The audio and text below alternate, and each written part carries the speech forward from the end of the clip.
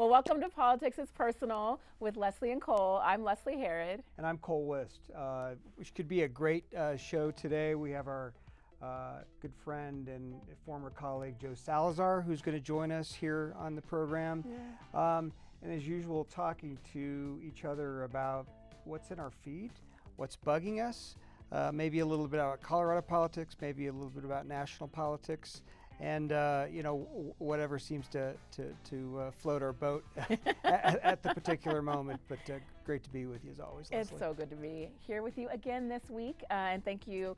Shout out to all our listeners who keep bringing us back. So we'll keep doing this as long as folks will listen, right? As long as they'll listen. That's exactly right. All right, we're going down.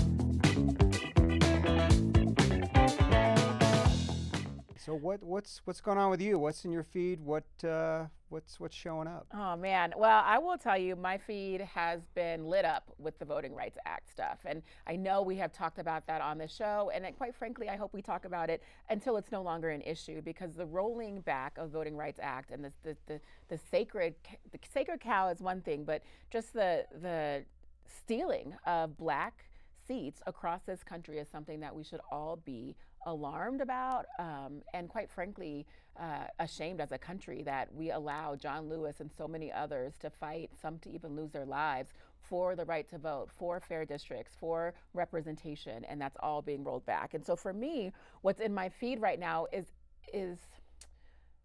definitely a critique of, the Democrats and kind of how we got here, but also more of a conversation now about what we can do next, what a strategy could look like in blue states, like making sure that we are also drawing districts that reflect our population, which may be more blue than what we send traditionally to Congress. I've seen a lot of interesting conversation about possibly this act being the thing that spurs blacks, especially in the South, to get out and vote and actually have a backlash, right? And the opposite effect of what folks have wanted. But the big thing that I've been just remembering and seeing all over my feed is that we cannot say that we are, this country that is for all except for in the South.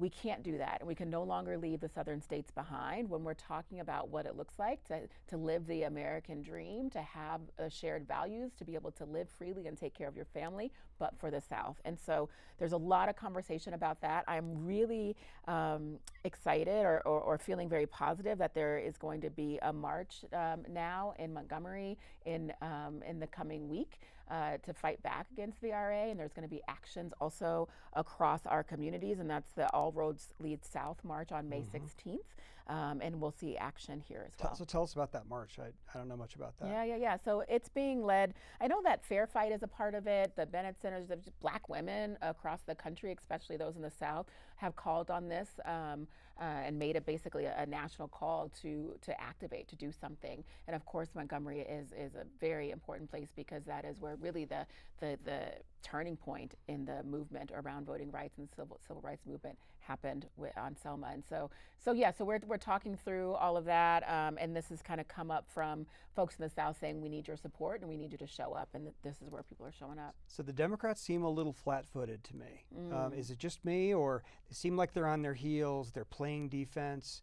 In some states, they're talking about things that they may want to do to go on offense, but it seems like it's a very reactive strategy from Democrats. Is that a fair criticism? What is the alternative? I mean, the courts continue to strike down efforts for the Democrats to take some of these seats. I know Right. Jeffries just had the ruling against his actions as well. And so I feel like, what else is there to do, as maybe it's not elected leaders, but it's the people again that have to step up and say to anyone, I don't care if you're a Democrat or a Republican, I don't care if you're in a deep red seat, that we will turn out, we will vote, and we will get you out of office. But we're gonna expose the fact that you don't think we should have a voice. And so what happens when people don't have a voice, or when folks tell people they don't have a voice? Right, They right. get louder. They get louder. And quite frankly, I hope that people show up across the country, not just in the South, and say that we demand better and we demand a real response. Where do you think this is going to be in November? Obviously, this is a very hot issue now, and there are those of us. I personally believe this that I don't know that gerrymandering will be enough to protect Republicans from the blue wave that's coming. But will voters turn out? Yeah. Will voters come out?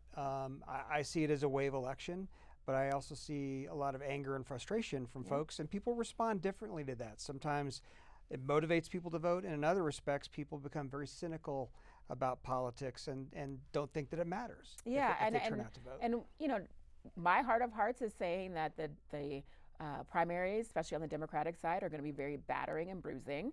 They already are, but that folks are going to turn out in large numbers on the Democratic side to make sure that these Republicans who are supporting this administration and these awful policies are removed. And so what I think will happen is more independents and sane Republicans who are not racist, who do not believe that we should be kidnapping mothers on the streets, are going to turn out and vote against the people they voted for probably decades. That's what I think is going to happen. Yeah.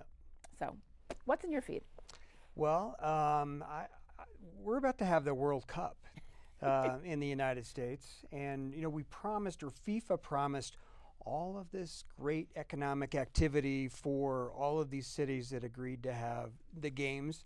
So, I saw a video clip the other day of what's happening in Kansas City. Yeah. So they had planned for this influx of international visitors. Hotel rooms were going to be booked, and Kansas City is seeing less hotels booked than they would typically see in a given summer. Mm-hmm. So, there are a lot of ways to look at that. But look, we're just not that hot of a destination as a country that we were a year ago, or maybe 2 years ago. Folks don't want to come here. Yeah. And how sad that is for our country, that in the summer that we're going to celebrate our 250th anniversary of our independence, welcoming the world to come here for the World Cup, that the United States is increasingly seen as a pariah in the world, as a country that doesn't frankly walk the walk, and in terms of embracing and supporting human rights and respect for dignity for all persons. So the world is watching what's happening in our country, and I'm afraid for the FIFA World Cup, we're not ready for the magnifying glass that's about to be shown on our country. Well, do you think that it's going to be a whole bunch of empty seats because many of the people that would want to come and come to the United States, want to come and watch that game, might have to face face down ice to get into the stadium?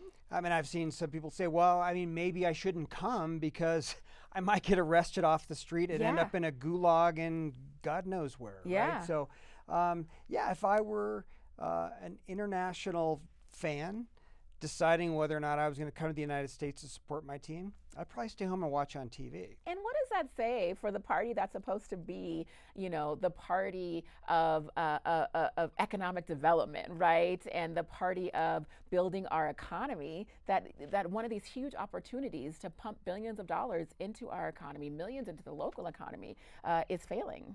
A huge fumble. Here's another interesting thing that I think I caught your happening. sports reference. Maybe American football instead of traditional football. But, I think a lot of the tickets have been purchased by scalpers and by these companies that are reselling tickets. I think it'd be hysterical if a lot of these ticket brokers ended up holding the bag and weren't able to sell all of these tickets at premium prices. That's happening not only in the World Cup, but in sporting events, concerts across the country. I am sick to death of ticket brokers buying up all the tickets and gouging American consumers. And maybe this is the day of reckoning that ticket brokers have been fearing. I got to agree with you there. The price of concert tickets nowadays is literally insane. I don't know how young people or any of us actually do go to these concerts, and I love concerts. So one thing positive in my feed, though, that's just been tickling me is my homie Barack Obama has been in my feed a lot recently, and I think we're excited for the opening of the museum out in Chicago, and he's doing all these cameos and these appearances and these interviews, and it's good to hear his voice. Have you seen the new library? Not yet. Okay. No, yeah. I would like to. You've been to a few of them, haven't you? I've been to the Kennedy Library. Mhm. I've been to the George W. Bush Library in Dallas. I've been to the Jimmy Carter Yeah. Presidential Center in Georgia. So yeah, I'm looking forward to seeing it. And I was amused by the fact that President Obama visited our Prime Minister to the North, Mark Yeah. Carney, who in a smart ass comment I made on Threads, I had adopted Mark Carney as my president, but it's sort of like I appreciate the fact that we have somebody like Mark Carney who's speaking maturely about issues, and my friends from Canada certainly are much prouder of their prime minister and the way he conducts himself on the world stage. So I was amused by President Obama's visit to Prime Minister Carney. Sounds like we need a Politics is Personal road trip to Chicago to check out that library. That would be so. really awesome. Yeah. All right. Well, thank you. So stay with us. We'll have our good friend Joe Salazar coming up next.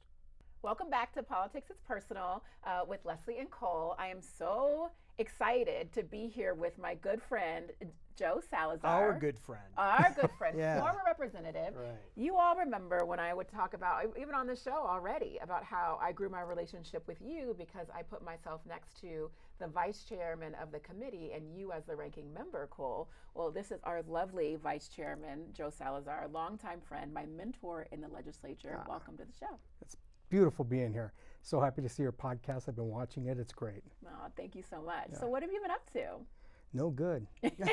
That's he laughs, but that's my fundamental nature, right? Like, no, I mean, I've been busy doing things in the community, just like I did before I became a state representative.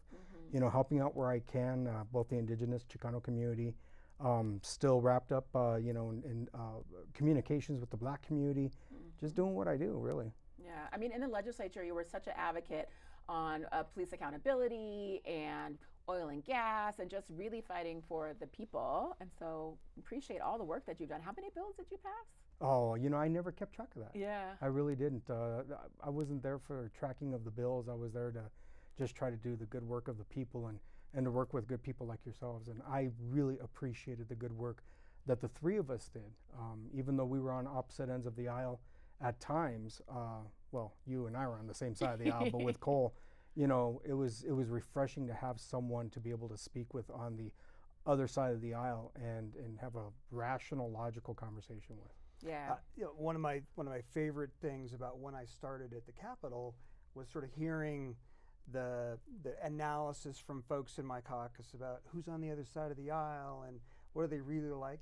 And the consistent theme that I heard about you, Joe, was he may be really, really tough when we're in committee, or really, really tough when we're on the floor, and he fights like hell for his constituents. But off the floor or out of committee, he's a regular human being. And some of the more conservative members of my caucus just loved you as a person, and I think you modeled good behavior in terms of when we're in the arena doing the work of an elected representative. We're advocates, but we don't always have to carry that with us throughout our 10 years elected officials, and I think you've modeled that really, really well at the Capitol. I appreciate that. No, I think we've had breakfast or lunch together. Right. Since then. I still keep in contact with Justin Everett. I haven't spoken with him in a while, but Justin Everett, who was, super far right. I was super far left, and we maintain a good friendship. It was important to do that, right? I mean, it should be important to do that. That you're friends outside of the building, because after all, you're just a neighbor in the neighborhood, even when you're serving, but particularly when you're outside that building. And it's hard to find out where that place of commonality is unless you have conversations with people as people. And it was always one of my things, and I know yours as well, and yours was to say, okay, let me think of a bill that I can work on with someone who is least likely to be my partner in crime on a bill. Let me see if I can find something that we can all agree on, or that we can agree to move forward on together. And one thing that we all worked on was prison reform. And I remember coming at that because of mass incarceration, right? Like anti-mass incarceration, anti the overpopulation of Black and brown people in the system, the overcriminalization. I know you had been working on those issues before I came to the legislature. And how much it was costing the state. And how much it was costing the state. Right. And I think that's what got your ears up. For sure. I mean, we spent billions of dollars to incarcerate people. And one of the things that we had frustration about was our prison population was actually going down. And yet every year the DOC was coming to us saying, oh my God, we got to have more money. The sky is falling, and it's crazy. So, tell us about where we have come in terms of prison reform. It continues to be an issue that I know you feel passionately about, but where are we now in terms of that set of issues? It's still a mess, right? I mean, I think it was last week, maybe 2 weeks ago, the Denver Post reported about how DOC came and asking for more money. And they also reported too that there's still a drop, pretty significant drop in the prison population. So and they asked to open up another prison. Right, they asked to open up another prison. Right. So where's the disconnect on this? Where is it that for the past, since we've been there, since we've left, there's been a decrease in the prison population, but yet here we are, 8 years later for myself, for yourselves, 6 years later, or however long it's been. Two for you, right? Yeah, 2 for you, but that they're still asking for more money. Right. I don't understand it. I don't know what the disconnect is. And why are they a sacred cow in the state budget? And why are we so deferential to them? Why aren't they subject to the same kind of scrutiny as everybody else? And particularly like this year, when we were cutting budgets, it seemed pretty incredible to me that at a time when we're tightening belts in the state budget, the DOC it seems to be exempt from that, saying they need more money. I think we fundamentally, as a state, as a nation, we haven't worked ourselves out of that tough on crime culture. And I think that the idea of tough on crime means that you have to build as many prisons as possible. You have to throw as many people in jail as possible, and that is just a wrong way of thinking. The reforms that we've been putting in place for the past, I would say, a good 8 years, maybe even longer than that, it has caused a reduction in crime. It has caused a reduction in the prison population. That stuff works. So this whole idea that we have to build new prisons when everything else is working, it's still that same fallacy in the culture that tough on crime means that we have to throw everybody in jail. Yeah, I mean, that is exactly what folks in the legislature, when you poll people, law enforcement still ranks pretty high, tough on crime ranks pretty high, and yet we're cutting our budgets for higher education, for K-12 education. People, again, aren't able to afford to take care of their families, but we want to spend all this massive amounts of money on prisons and really just opening up prisons, right? Creating new prisons, which is hugely problematic. But I want to shift over to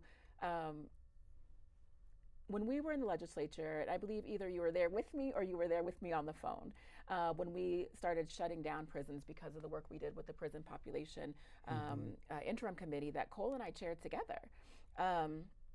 One of the facilities that ended up closing after the reforms were put into place is now being looked at as a GEO facility, and it's being looked at. Some of these empty buildings are being looked at for immigration and for these detention centers, if that's even what you want to call them. So let's talk about the state of immigration today, what it looks like here in Colorado, how it's affecting the country. What are your thoughts? So, I'm very proud about this. It was my cohort of representatives and senators, my year, when we came in 2012, 2013, that really started the ball rolling on protecting our immigrant populations. And we got rid of SB 90, which allowed Colorado law enforcement to racially profile people who looked like they were undocumented. Senator Jesse Ulibarri passed driver's licenses for all, and Crisanta Duran and Angela Williams passed asset. And also, Representative Javon Melton was working with Jesse Ulibarri on the driver's licenses for all. And what was asset? asset is in-state tuition for undocumented students. And so we showed in that particular session, which was the 2013 session, that providing support for undocumented communities was not a toxic thing. Right. And we passed all three of them. And then after we passed those three in 2013, more and more bills started to get passed to where we are today, where the state is very protective of our undocumented population fighting back against the Trump administration. We're seeing that also from the city and county of Denver, from our state agencies and what have you. And what we telegraph to people is what Colorado has always been, which has been welcoming to all individuals, whether you're documented or not, right? And so the shift that has taken place, and we saw it take place in 2016 when Trump got elected, we saw that shift and we started to prepare for it, right? I moved forward, and I think you guys might remember this, the Ralph Carr Freedom Defense Act to protect our state from an authoritarian federal government. And then after I left, then we saw other people come. You were supportive of it, you know, to help protect people from a fascist federal government. And then it came last year with his election, right? And now we're seeing exactly why we started to prepare back in 2016. Right. We see it now. People thought that we were just crazy. They thought that we were just, you know, being melodramatic or over dramatic. But we knew that this was coming because we knew our history. What do you think? He's going to come and take people off the streets and kidnap them? Yeah. Yeah. Exactly. Yeah. So I want to pivot back a little bit because Okay. I think, you know, is it fair to say that the Democrats got some things wrong on immigration policy? It's the one issue that I think, like Trump or don't like Trump, it's the one issue that he successfully utilized to catapult himself to the White House twice, talking about immigration policy. So, you know, be an armchair quarterback and tell us where you think Democrats got it right on immigration, where they didn't get it right, and where they opened the door for Trump. So I think Trump stepped through the door of demonization. He wanted to demonize immigrants. And the Democratic Party didn't quite know how to deal with that, right? They you know, once again, they want to appear, I'm tough on crime. You know, these undocumented immigrants are engaged in criminality. Well, that's not true, right? It's not a crime to be here undocumented, right? But he stepped through that door, and where Democrats have really failed is stepping up to the plate and saying, because it is a confusing subject for Americans, is saying, this is what it means. This is what our immigration laws do. We don't provide public benefits from taxpayers' dollars. That has been grounded in federal law for God knows how long, right? And, you know, we still want to have protected borders, but we also want to be welcoming, right? And one of the things that we don't want is we don't want ICE terrorizing our communities. That's where Democrats have really stepped up in the past, what is it, 6, 7, 8 months, especially after Minnesota, right? Right. Democrats have really stepped into that place. But they don't know how to work around Republican messaging about this whole criminal aspect of things, or, you know, falling into Trump's little, you know, tirades about, you know, they're not the best and the brightest, and they're criminals, and they're going to murder everybody. That's where Democrats have fallen on the job. The policies that Democrats have brought are good policies, and we've seen that they're good policies.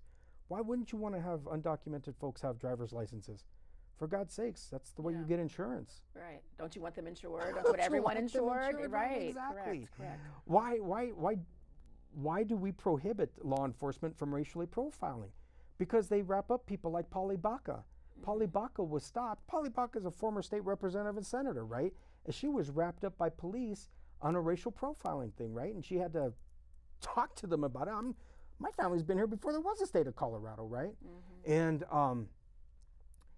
so we've gotten it right where that's concerned. It's our messaging that sucks, but our messaging always sucks. It always does on pretty much everything. But you're talking from the state level, and I agree with those state level policies, but I'll push back a little bit and say, why hasn't Congress, when Democrats have control of Congress and the White House, the times that we have, why haven't we moved this conversation forward more productively on immigration reform so that we wouldn't be in this space where we're demonizing people and people have a pathway to citizenship here? You know, the one thing I was really concerned about when we did ASSET and DACA was that we were creating a database for people, you know, who were undocumented, who were here for, you know, forever and were students, to find them. And now we know that some of that is being utilized to kidnap people and to do these immigration ICE raids.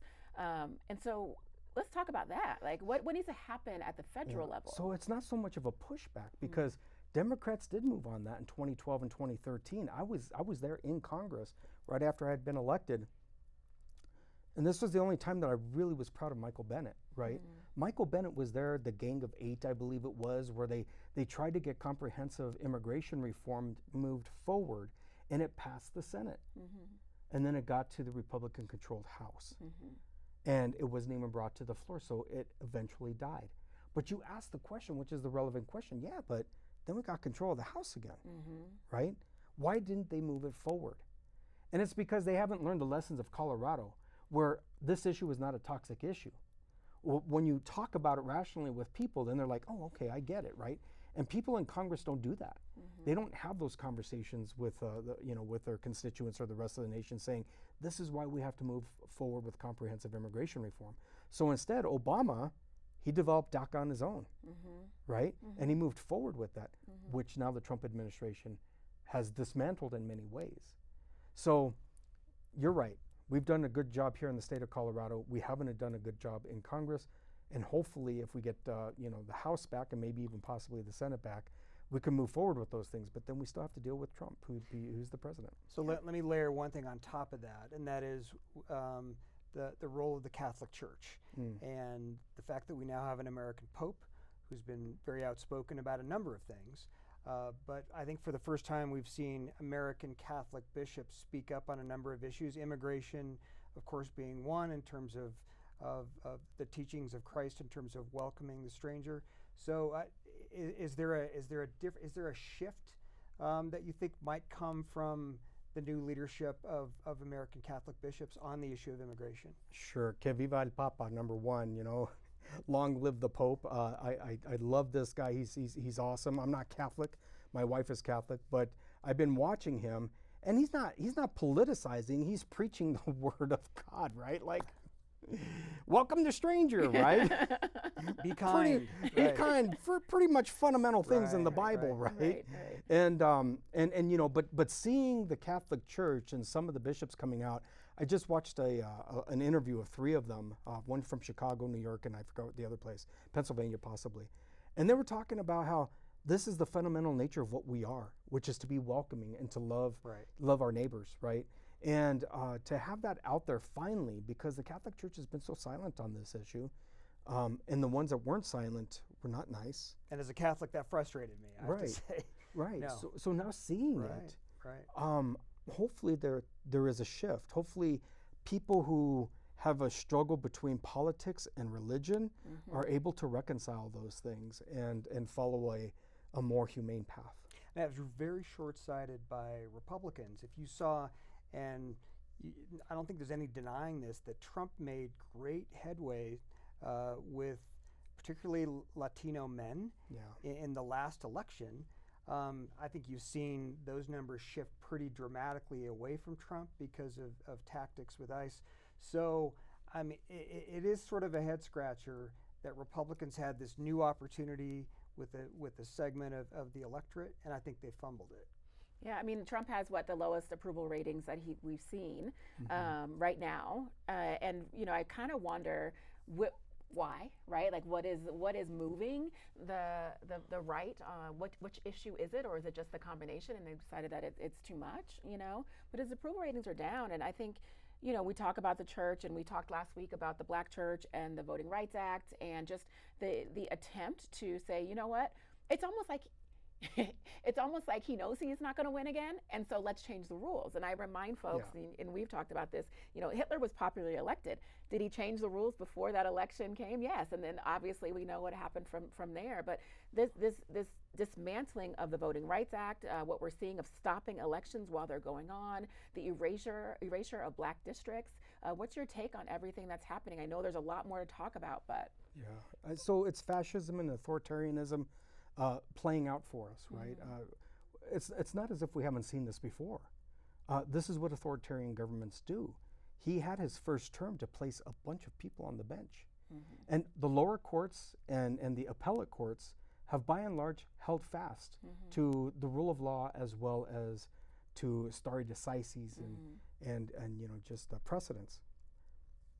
Now he's in his second term, and now these cases are starting to move through on Voting Rights Act, and now he has a 6-3 court. And we saw what happened last week, 2 weeks ago, whatever it was. We saw what happened. This has been set in motion since his first election, right? And so this isn't a surprise to me, and it shouldn't become a surprise to anybody. This is how authoritarians do things. They are stamped with approval by the courts that they pick in order to dismantle constitutional rights. And that's where we're at this point. So why do you think Democrats are losing the gerrymandering war? I mean, and I think it's a pretty fair assessment that, what happened with the Virginia Supreme Court last week, but I mean, candidly, the Democrats are losing this battle. Why are they losing, and should they be stepping up their game and trying to do different things to try to counteract what the Republicans are doing pretty effectively? So what I'm going to say, I've said it before. I said it on Facebook. Mike Litwin, he commented on it. This gerrymandering has demonstrated to me that we've lost our republic. It's lost. The moment that we are no longer a representative government, a fairly representative government, it means that we've lost, and our country it's on life support. Virginia, to me, and I'm not about gerrymandering up until recently. I talked about it on Facebook and on social media that this to me was the death knell for our constitutional republic, and then I saw what the Supreme Court did, and I said, all right, look, if this is how they're going to play it, if they're going to get the seal of approval from what I feel is a very criminal Supreme Court, then fine, let's go ahead and gerrymander. But going back to your question, they did that in Virginia. And that Supreme Court said that it was unconstitutional just a week before the other Supreme Court, or National Supreme Court, said this is just fine, right? So I'm caught in a really weird position because I'm like, okay, California passed theirs.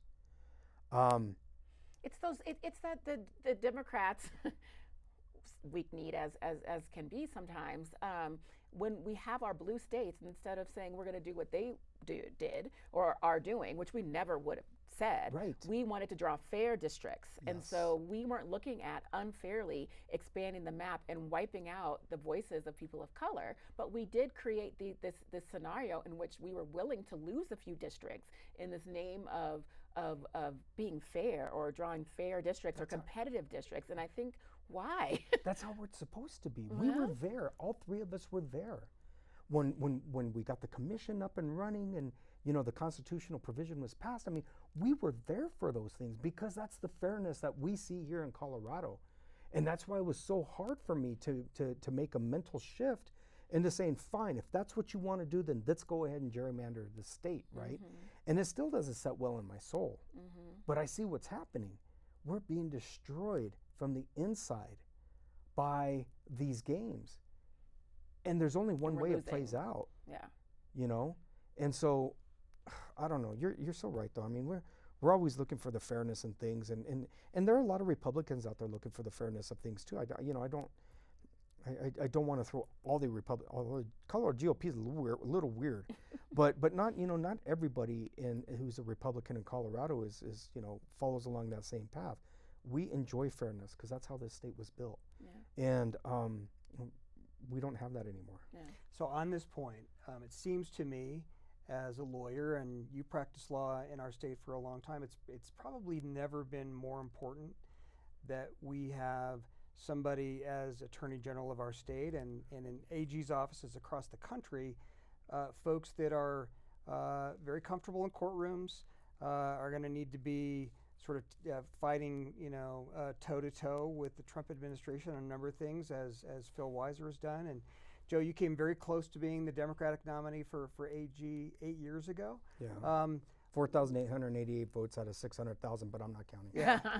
So, talk to me about the AG's office in Colorado, AG's offices across the country, because that's where it seems that these battles are being fought. Yeah.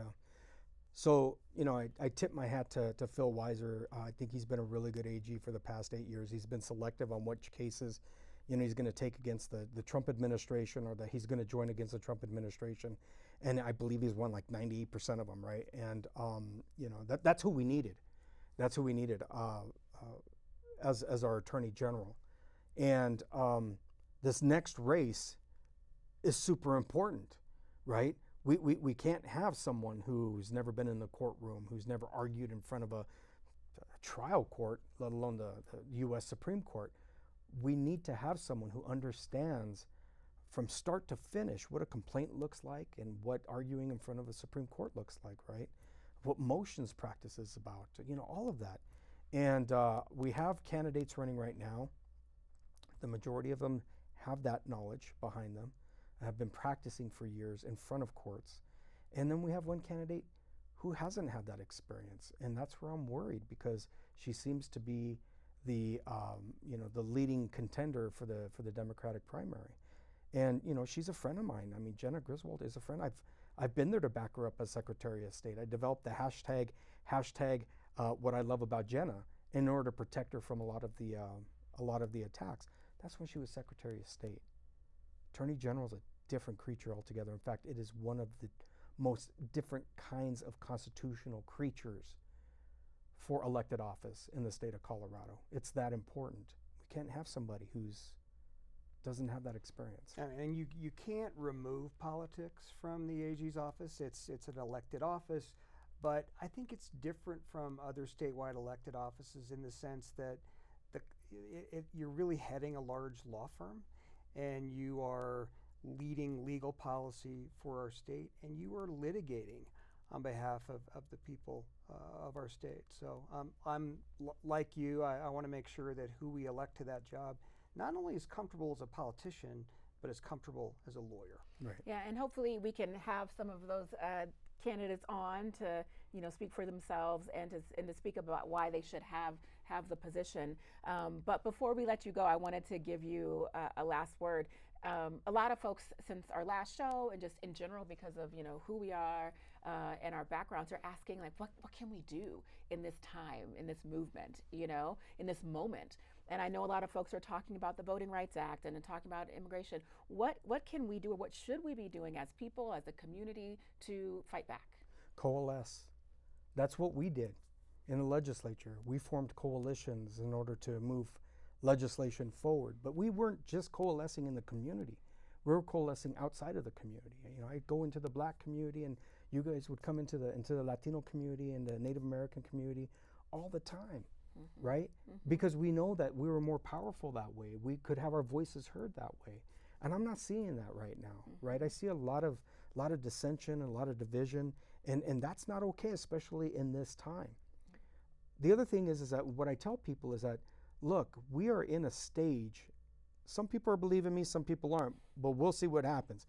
We are in a stage where people have to learn how to be self-sufficient, how they have to have sustainable food sources and water sources and things of that nature. I mean, the downstream effect of harsh immigration is the fact that we will not have produce coming to us, that we will have other things that we have enjoyed as Americans not being there for us, right? So we have to be sustainable with ourselves and with our families and our communities. People need to form, co-ops. And they need to be able to grow food and be able to exchange it with each other if food becomes scarce or if it becomes too expensive. which it's becoming for a lot of people. And you're a beekeeper as well. I'm a beekeeper. I got stung a couple of days ago. I'm still feeling the effects of it.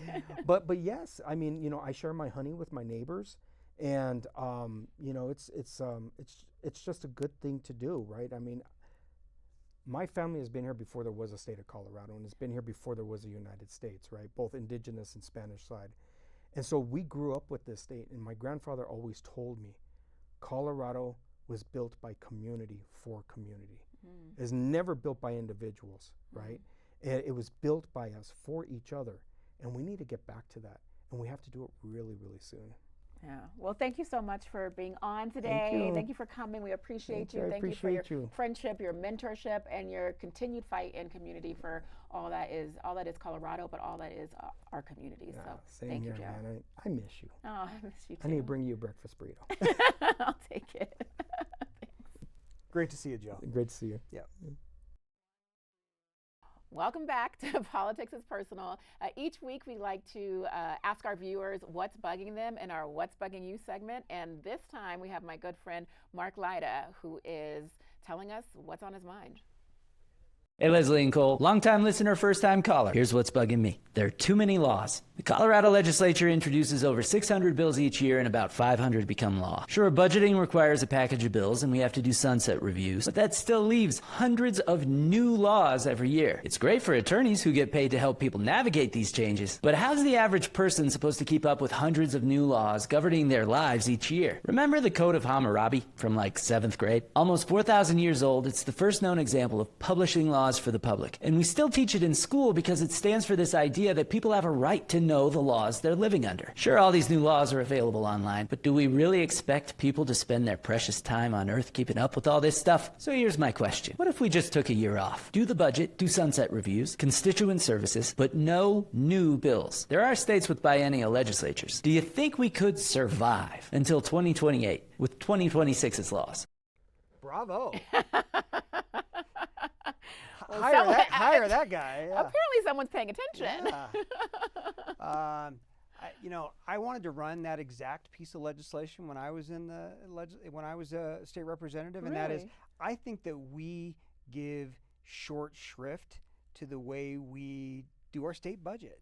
And you run the very powerful Joint Budget Committee, so I'm sure you love the way that we did the budget. But we've got this 5 people on the Joint Budget Committee, 6, who get to decide the way we spend. What was the budget this year? $7 billion.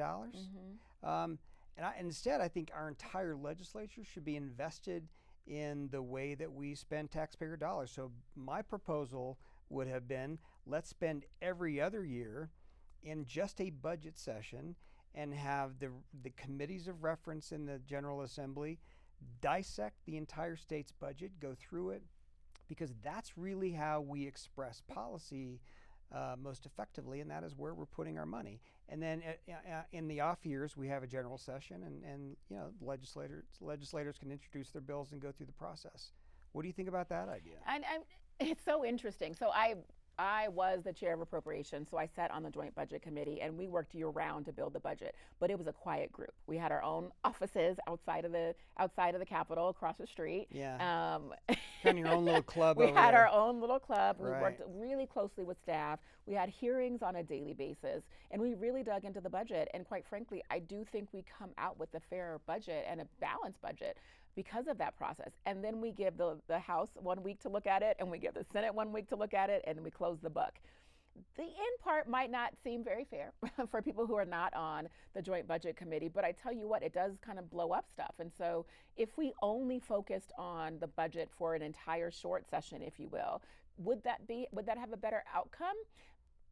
Maybe. I guess, members wouldn't have time to work on other issues, other laws that are passed, and we'd have to probably get rid of everyone gets to introduce 5 bills. I mean, in Colorado, because of gavel, that is the law. Everyone gets to introduce bills. In other states where they have short sessions or where they're not there as long, and not every member even gets a bill. And it definitely doesn't have to have a hearing. And so I think if we were going to do something like that, we'd also have to roll back some of the Colorado laws that make our legislature what it is, which is in gavel. Are there too many laws passed? I mean, I think the point was well taken. Absolutely.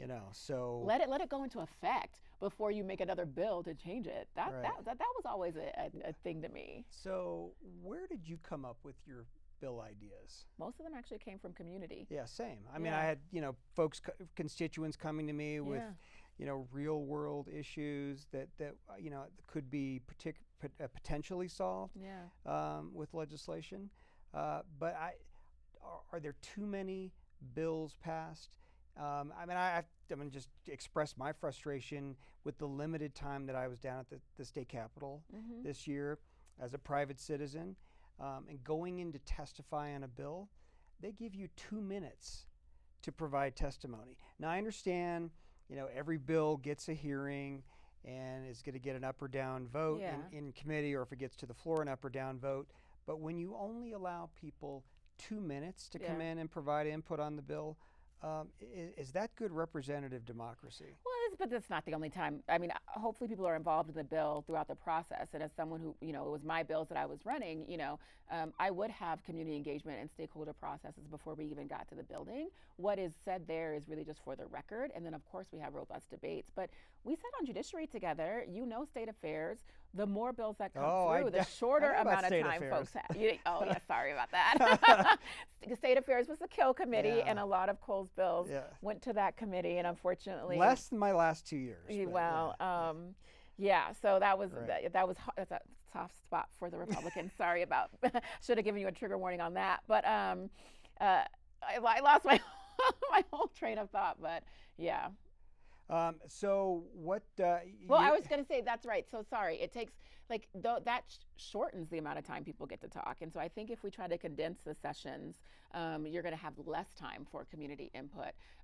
But it could just be the way that I'm thinking about it. I think if we had a whole new paradigm to think under, we would think differently, and we would do what we could with the time that we had. And so. At the end of the day, how do you limit the number of bills that get passed if there are good ideas that are brought to the table? You just hold to the limit, Yeah. right? I mean, Yeah. there are technically 5 instead of 12. right. bills? I mean, so everybody gets exceptions to run more bills, and I was a violator of that rule. I think Yeah. my last year I passed 20 some odd bills. Yeah. But at the end of the day, is 120 days long enough? Is it too short? Is it an effective legislative session the way we do it? I think it should be year round, but I think it should be year round. I think that would provide the time and space in a full-time legislature with professional staff. That's what we need in Colorado. Do you have any idea what the breakdown is nationally in terms of how many states have part-time legislatures versus more I of a don't, but I think the more blue-leaning states have full-time legislatures, which is interesting. So something to look into.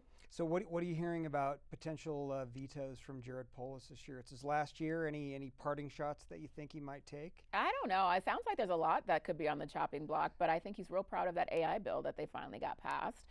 There was a big signing today on that, and I'm not sure, I feel like it just rolled back the AI reforms that had happened in the legislature.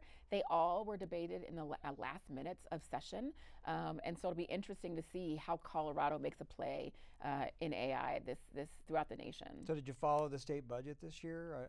Are you happy with how the budget shook out? It's fine.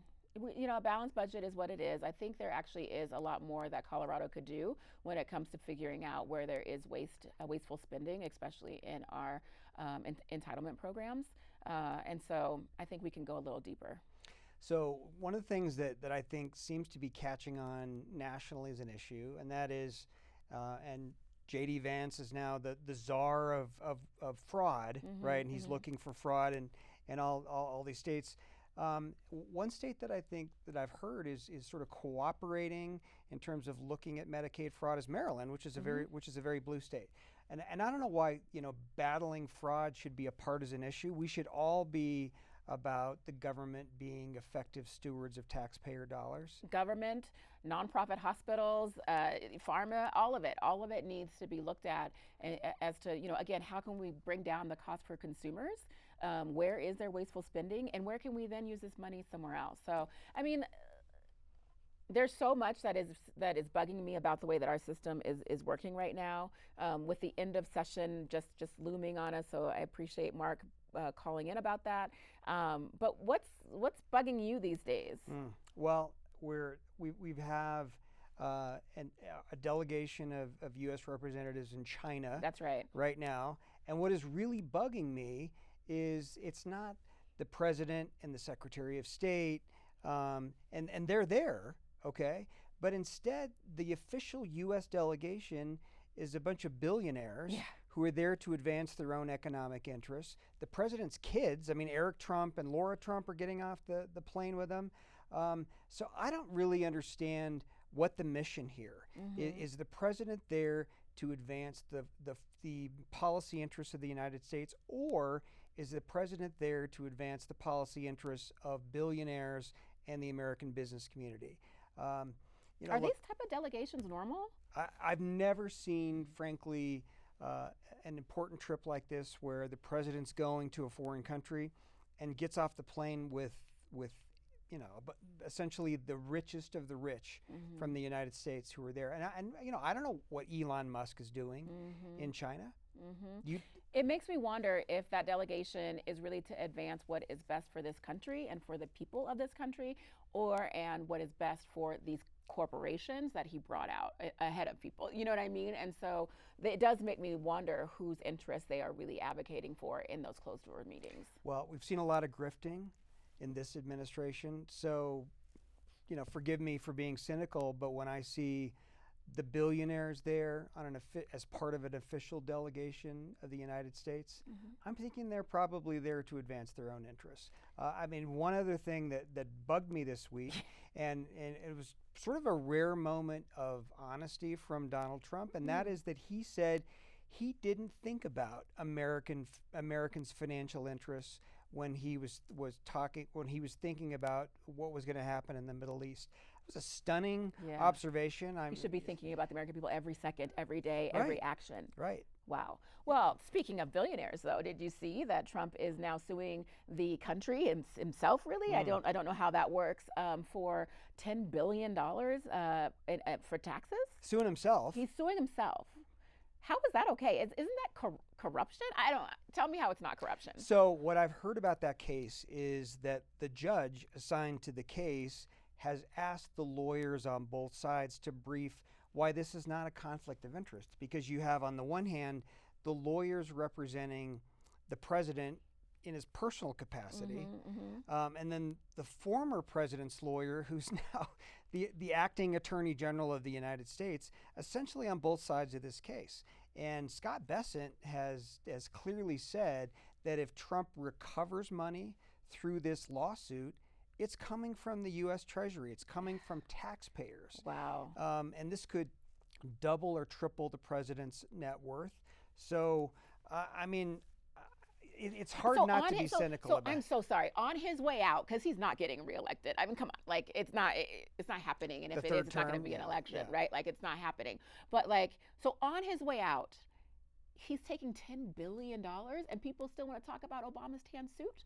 What is going on? Well, rather than, I was talking about how the judge has asked the lawyers to advise on the conflicts of interest. My prediction is you're going to see a settlement in this case so that they don't have to file those briefs with the court. And then we're going to have to rely on, is someone going to sue to set aside the settlement? So he's going to quietly walk away with $1 billion. And then the other part of this that I think is very important to Trump, and that is he's trying to negotiate no audit going forward. So with all of the grifting that's happening right now with the Trump family, and all of the scrutiny that should be flowing as a result of that, I think in addition to sort of getting some taxpayer dollars on his way out the door, he's trying to buy himself some comfort in not being audited by the next administration. Well, we know what's coming, and it's still shocking, but it's not, Well, it's what happens when you don't have oversight by Congress. And I think we understand that it's unlikely that a Republican Congress would do oversight in this instance. But when you see the kind of grifting and the kind of corruption that we've seen in the Trump administration, it's shocking to me that there is an oversight even by a Republican Congress. And you can surely bet that if the Democrats retake the House and or the Senate, there will be oversight in the next Congress. The question is it too late? Yeah, yeah.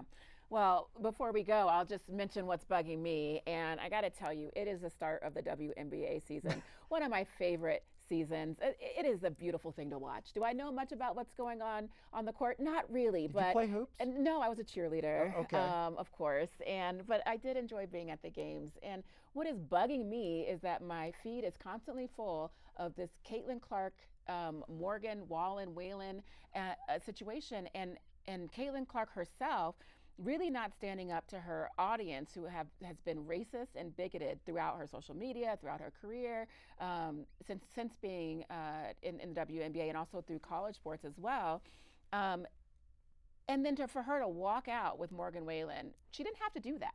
She didn't have to do that at all. But it felt to me like she was siding with the racist. I mean, he says the N-word in his songs and openly, and thinks it's okay, right? Still selling out concerts though. But what's bugging me, and with the Voting Rights Act that we've talked about and everything going on in this country, what's bugging me is the fact that it has seemingly become okay, and maybe even in fashion, to be a racist again, to just openly say the N-word, to openly say Black people don't deserve a vote, to openly say that immigrants don't deserve to be here and they are subhuman, you know? What's up with that? Like, when did that become okay? So, I mean, I don't really have enough of a fit basis here to respond in terms of what Caitlin Clark's motivations are. But I mean, do you think she's trying to express a view on these issues, that she's just sort of going along with it, or what's your take on where she is? Because I think she's obviously a person with high visibility, somebody with a lot of followers, somebody who's people are going to be looking to her. So do you think it's intentional on her part? I do. I didn't. Maybe I could have been persuaded before when she didn't respond to her fans, and definitely not quick enough, and where you saw the rest of the WNBA really stepping up and saying that none of this is okay. She remained quiet. Now, that is a strategy. I know that people get PR training and media training around that, so that is a strategy, to stay silent. And then to have an approved, nice written letter that you send out saying, you know, we're not racist. But then to make a choice to walk out with this man who is a racist, who is openly a racist, who openly says the N-word and doesn't care that it's harmful to people, to me, that is making a very clear statement, and it is taking a side. And you know what? It's showing up on court too. She's not playing as well.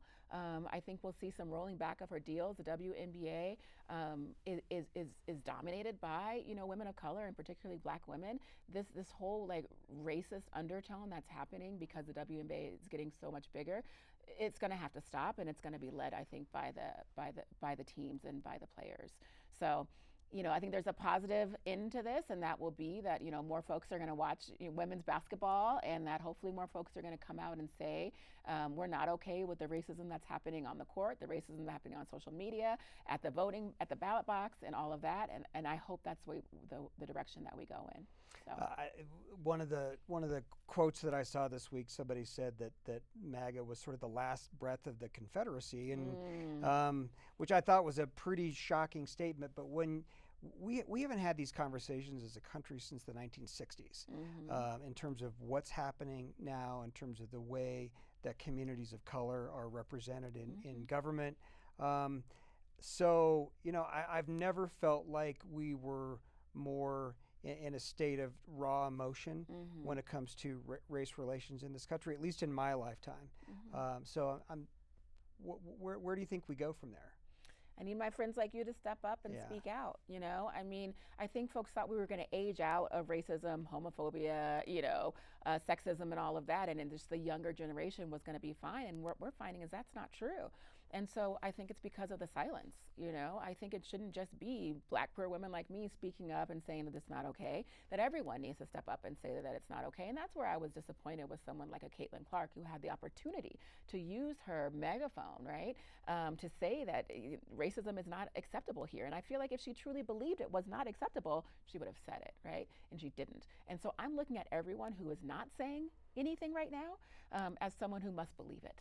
You know, who must believe that it is okay to side with, quite frankly, the Klan, you know? So before we leave this issue, why do you think that's happening in the WNBA specifically? We haven't seen it in the NBA, at least as far as I can tell. I don't know why. I think it is this really burst of attention to the WNBA. The players coming from, or the fans coming from the college level of sports and then being able to go to the next level. But it doesn't really make a lot of sense to me as to why. It's also shocking to me that there still is so much homophobia on social media in the comments around the WNBA when a lot of the players are out.